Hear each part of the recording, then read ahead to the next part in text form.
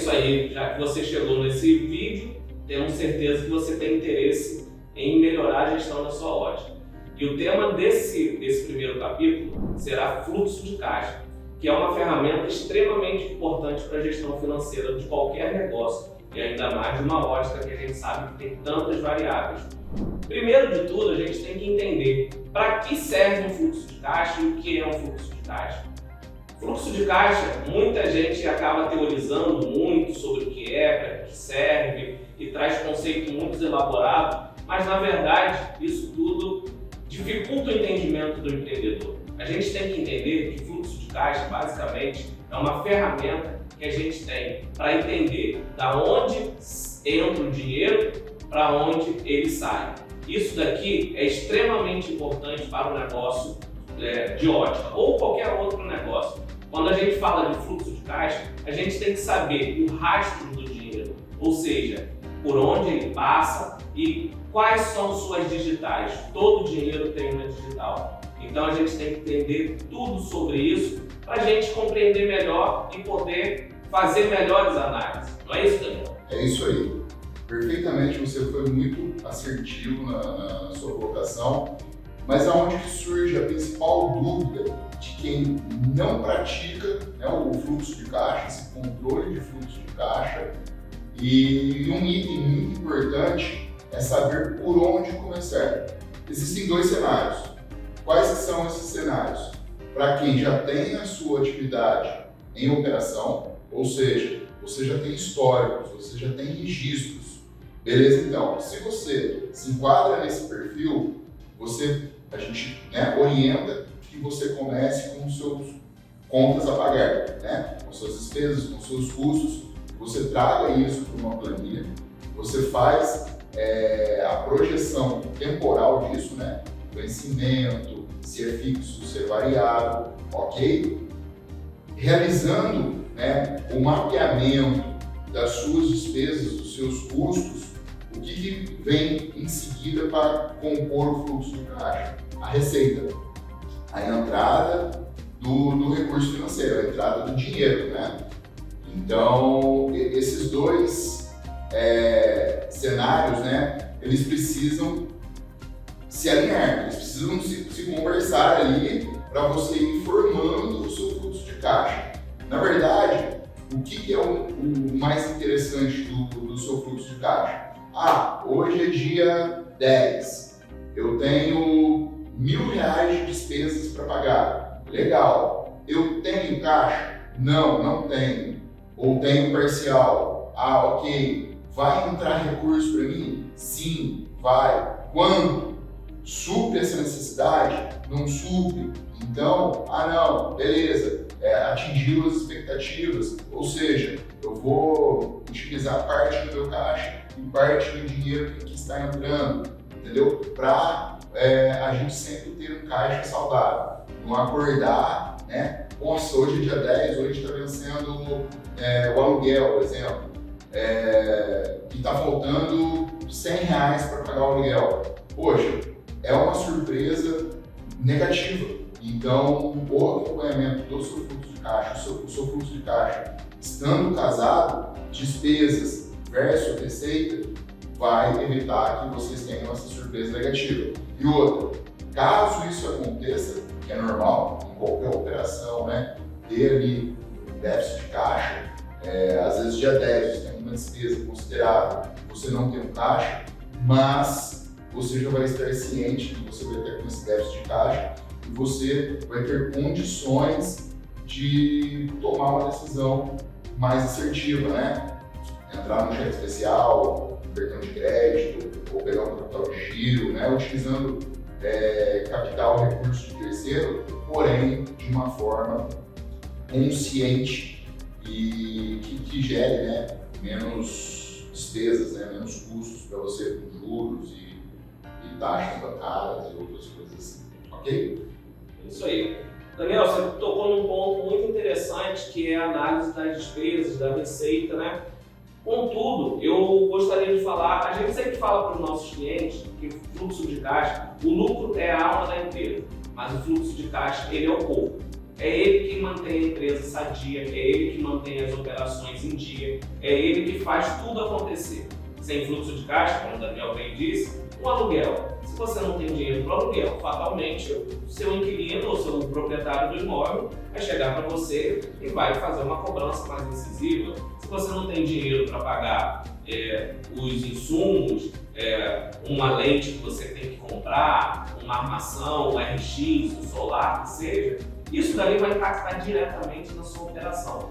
Então, a ferramenta de fluxo de caixa, que a gente costuma dizer para os nossos clientes, que ela tem um peso mais do que só técnica, só de gestão, ela tem um peso emocional. Porque eu não sei vocês, mas muitos dos nossos clientes, talvez sejam só os nossos clientes que isso aconteça, chega pra gente desesperado, num dia 10, num dia 15, que vence um monte de boleto, daquele boleto que a única certeza que a gente tem é que os boletos vencem. Então, chega daquele monte de boleto numa determinada data e daquilo causa uma angústia, uma pressão extra ao negócio.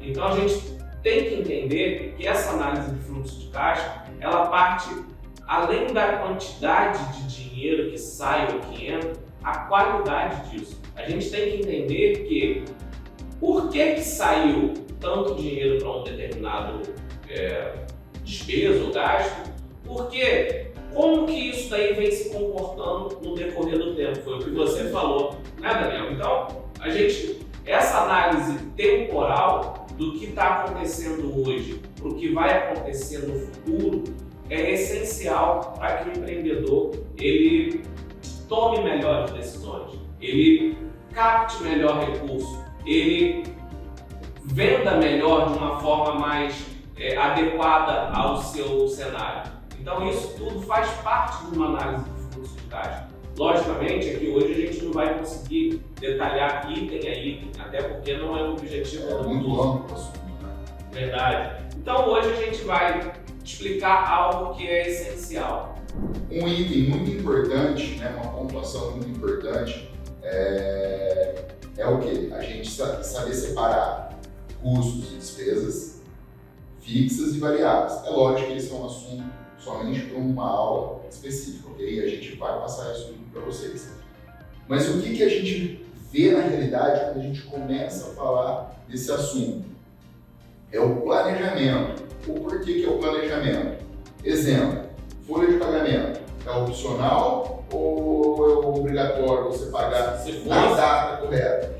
Energia, aluguel, enfim, telecomunicação. Então, algumas despesas, elas já têm as datas definidas, né?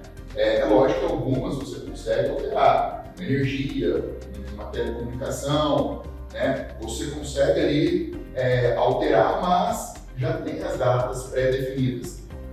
E outras que não têm as datas pré-definidas, você consegue tomar a melhor decisão. Exemplo, o nosso estoque vem abaixando e a gente precisa compor esse estoque novamente. Qual a melhor data para você comprar? Você vai comprar justamente quando está vencendo uma folha? Justamente quando está vencendo um aluguel? Entendeu? Então, você consegue ter mais eficiência, né, no seu planejamento, porque algumas despesas você é obrigado a ter, entendeu? Se você não tiver, você não consegue faturar. Porém, essas despesas são mais flexíveis no seu vencimento, entendeu? E outro assunto que você toca nesse ponto, Daniel, e eu acho que faz todo sentido, é que além das datas a gente definir, as quantidades de parcela. Então, quando a gente compra, a gente costuma dizer isso também, que na venda a gente é escravo, mas na compra a gente é rei. Então, a gente consegue definir com o fornecedor, muitas vezes, um prazo mais alongado, negociar com o laboratório de lentes, poxa, só à vista? Não, faz em 2, faz em 3. Por que isso é importante? A gente alongar o nosso prazo de pagamento, justamente para haver o casamento entre aquilo que a gente recebe com aquilo que a gente paga. Logicamente, isso é um trabalho com os fornecedores, mas é um trabalho interno também para a gente chegar para os nossos vendedores e ensiná-los. Olha, vender em 3 vezes é melhor do que vender em 5. Por quê? O nosso fluxo de caixa agradece. Nossas contas normalmente têm um prazo de vencimento menor do que daquele recebimento. Então você já chegou numa loja que o vendedor já te ofereceu 10 vezes de cara? Direto. E dá até um frio na barriga. Gente, como que a gente vai orientar os nossos vendedores? Porque desconto, né, já está na cartinha da manga ali do vendedor a oferecer desconto. Gente, será que às vezes é vantajoso a gente dar desconto ou melhorar a forma de pagamento? Às vezes é vantajoso a gente diminuir a quantidade de parcela ou aplicar um desconto. Para você saber qual é a melhor opção, você tem que ter um acompanhamento do seu fluxo de caixa diário. Por que eu falo que isso tem que ser diário? Porque a gente vê muito acontecer as pessoas terem um fluxo de caixa ou fazer uma análise de um fluxo de caixa um dia na semana, né? Se fizer um dia na semana tá bom. Quando faz? 15 dias, Quando faz? entendeu? Ou naquele dia que você está mais tranquilo e você fala assim, hoje eu vou fazer o meu fluxo de caixa. Não, o fluxo de caixa é um acompanhamento diário, ok? Por quê? Porque você sabe do seu passado, sabe do seu presente e você consegue projetar o seu futuro, ok? E outra coisa, já que eu puxei o assunto de desconto,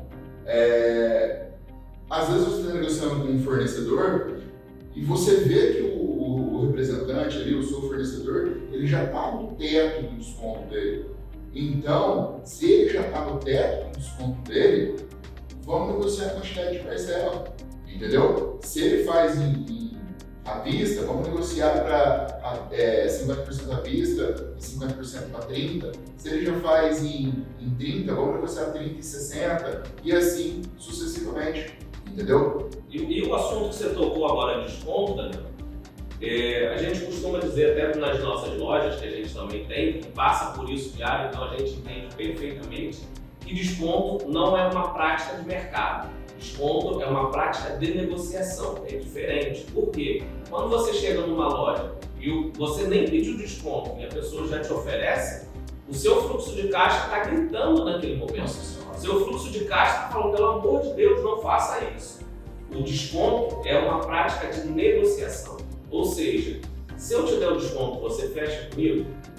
Fecha. E aí tudo bem. E aí vale a pena você negociar com desconto. Não é oferecer desconto a qualquer tipo de venda ou a qualquer tipo de negociação. Ele tem que ser usado como uma ferramenta que ajuda o fluxo de caixa. Não só o desconto, mas como o prazo de pagamento.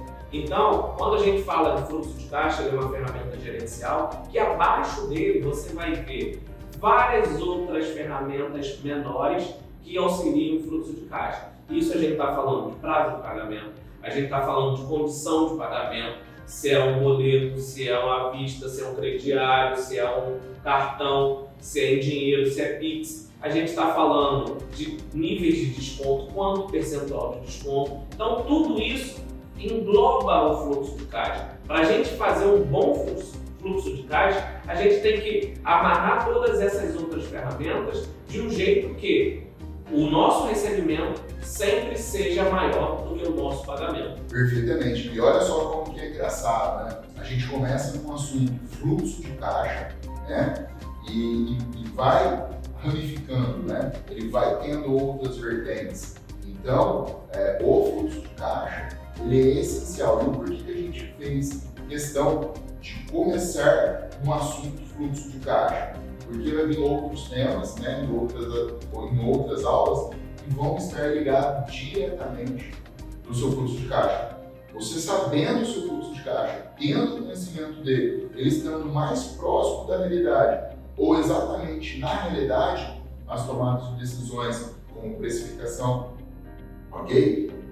Como o financeiro da sua empresa, planejamento, entendeu? Todos esses assuntos que a gente vai abordar em outros vídeos, entendeu? Está ligado diretamente no fluxo de caixa. Então, pessoal, o que a gente sugere? Faça o seu fluxo de caixa, ok? Você, cliente da CM Contabilidade, está com dificuldade de iniciar, está com dificuldade de analisar, a gente tem um time qualificado, pronto para te auxiliar no que vocês precisarem. É isso aí. E só para finalizar, eu vou dar uma dica bônus no final desse vídeo, que é o seguinte: comece sempre pelo mais fácil. Quando a gente quer começar com algo muito complexo para analisar fluxo de caixa, dificilmente a gente tem erro, dificilmente a gente tem sucesso. Comece pelas contas que você sabe que existem, que são as fixas. Todo mês você tem salário, bota lá numa planilhinha. Todo mês você tem luz, coloca numa planilhinha. Bota uma média, você tem telefone, você tem... Então começa pelas suas despesas fixas, pelos seus custos fixos. Os variáveis, ele acontece, que na sua grande maioria das vezes são bastante volumosos, mas eles são mais difíceis de mencionar, são mais difíceis de chegar numa data. Então comece pelo mais fácil. Essa é a nossa dica e esperamos vocês até o próximo vídeo. É isso aí, pessoal. Muito obrigado.